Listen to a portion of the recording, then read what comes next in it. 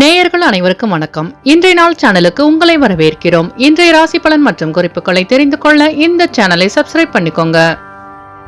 இன்று மே மாதம் செவ்வாய்க்கிழமை 20/5/2025 விசுவாவசு வருடம் வைகாசி மாதம் 6ஆம் நாள். மேஷராசி நேர்களே, இன்று உங்களுக்கு வெளியூர் பயணங்களால் நன்மை கிடைக்கும். ரிஷபராசி நேர்களே, இன்று உங்களுக்கு வாகன பழுது போன்ற வீண் செலவு உண்டாகும். மிதுனராசி நேர்களே, இன்று நீங்கள் அமைதியாக செயல்பட்டு வெற்றி காண்பீர்கள். கடகராசி நேர்களே, இன்று உங்கள் உடல் நலனில் மேன்மையான சூழல் அமையும்.